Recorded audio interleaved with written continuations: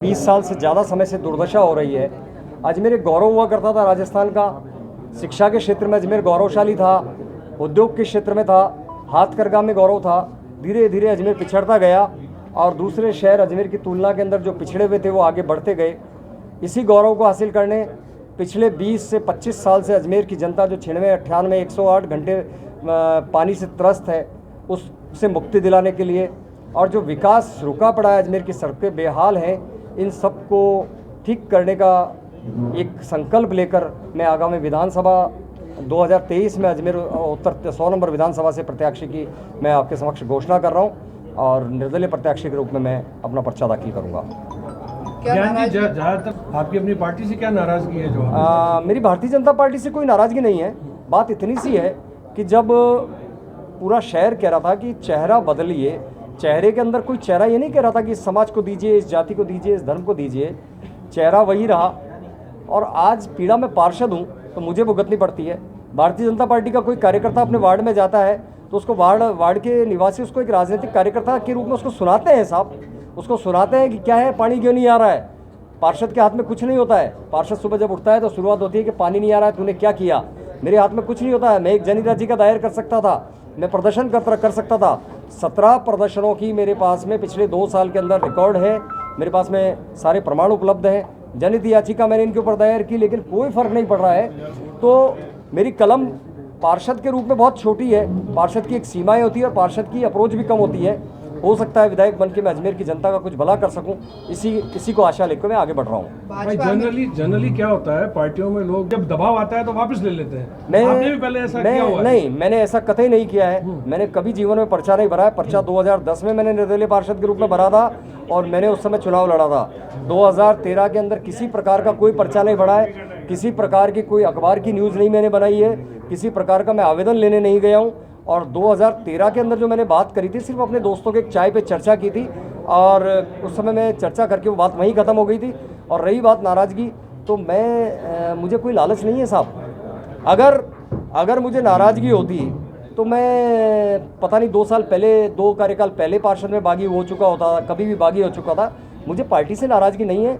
मुझे अजमेर शहर के प्रति पीड़ा है। एक पार्षद के नाते मैं जो काम नहीं कर पा रहा हूँ वो काम मुझे करने हैं और इन्हीं कामों को आगे बढ़ाने के लिए और जनता को बताने के लिए।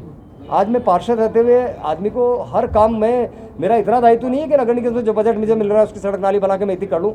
एक पार्षद का दायित्व होता है कि उसके वार्ड में रहने वाले पक्षी के लिए वो अपना घर बनाए, उसके चुगने के दाने के लिए कबूतरशाला बनाए। एक पार्षद का दायित्व होता है पेड़ लगाए। एक पार्षद के लिए भी दायित्व होता है कि वो अपने वार्ड की असक्षम या कुछ कमज़ोर वर्ग के परिवार की कन्या का विवाह करे। वो सब काम मैंने किए हैं, लेकिन वो काम के लिए मुझे मेरा पद छोटा पड़ता है, मेरा कद छोटा पड़ता है। और विशुद्ध रूप से सामाजिक काम और अजमेर की भलाई के लिए आगे बढ़ने का मैंने बीड़ा उठाया है। और ये बीड़ा कोई एक धर्म, एक समाज या एक जाति नहीं कर रही है। अजमेर की 36 कौम मेरे साथ है और सभी वर्ग मेरे साथ हैं और एक बहुत बड़ा तबका मेरे साथ है। चाहता तो मैं आज अपने सामने एक समाज के प्रतिनिधियों को बैठा के प्रेस कॉन्फ्रेंस करा सकता था, लेकिन चूंकि मैं नहीं चाहता कि किसी को सामने लाना, लेकिन एक बहुत बड़ा वर्ग मेरे साथ है। यूँ मानिए कि अजमेर की उत्तर की जनता परिवर्तन पूरा चाह रही है और परिवर्तन करके रहेगी। एक बहुत बड़ा तूफान अजमेर में आने वाला है। 2008 में जब मैदान में उतार रही है और लगातार मैं सिंधी और मारवाड़ी की बात इसलिए नहीं करूँगा कि साहब मैं तो जिस वार्ड से आता हूँ सिंधी बाहुल्य वार्ड है। मेरे दिन की शुरुआत सिंधी समाज से होती है। मेरे जब दूध का सबसे पहला ग्राहक आता है तो सिंधी समाज का व्यक्ति होता है। ये इनका दोनों दलों ने एक शहर को एक जाति में बांट दिया, एक पंथ में बांट दिया, एक धर्म में बांट दिया। ये इसी मिथक को तोड़ने के लिए मैं आया हूँ। क्या सिंधी, क्या मारवाड़ी, क्या आज, अरे साहब अजमेर में रह रहे हैं, अजमेर की मिट्टी का में सिंधी रह रहा है, अजमेर में मारवाड़ी रह रहा है, सब अजमेर में रह रहे हैं। तो क्या सिंधी, क्या मारवाड़ी, ये इन लोगों ने एक भ्रम फैला रखा है और वो भ्रम और वो मायाजाल तोड़ने के लिए मैं अजमेर में आया हूँ। तो अजमेर किसी भी दबाव में नहीं बैठेंगे या बैठ जाएंगे? दिलीप जी, दबाव मेरे पास 2010 में भी पार्षद का आया था। आपको ध्यान होना चाहिए कि 2010 का चुनाव भी विधानसभा की तरह मेरा चुनाव था। वो नामांकन कब दाखिल करें? नामांकन मेरे मित्रों की सलाह से मैं आज अचानक से मुझे 1 घंटा पहले, 2 घंटा पहले मुझे कहा गया कि आपको प्रेस कॉन्फ्रेंस करनी है और मैंने किया। नामांकन की आप तक सूचना पहुंचा दी जाएगी। मतलब उम्मीद करें इस बार आप नामांकन भर के मतलब मैदान में होंगे? आप पूरी उम्मीद मुझसे कम कर सकते हैं कि नामांकन भर के और मैदान में होऊंगा।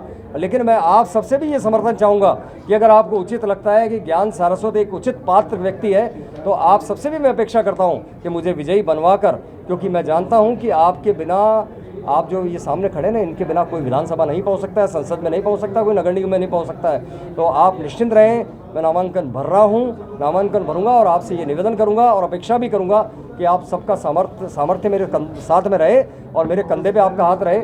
और जब अजमेर की मीडिया का और अजमेर की जनता का मेरे कंधों पे हाथ होगा या मेरे पीछे खड़ी होगी, तो मैं आपको, और मैं आगे भी भविष्य में कह रहा हूँ कि ज्ञान सारस्वत आपको कभी लज्जित नहीं होने देगा। मेरे वार्ड की जनता को कोई व्यक्ति ये नहीं कहता है जाके कि आपका पार्षद निकम्मा, आपका पार्षद चोर है। और आगे भी मैं आपको ये आश्वस्त करता हूँ कि मेरे अजमेर की जनता को और आपको कोई ये नहीं कहेगा कि आपका विधायक निकम्मा है या अकर्मण्य है।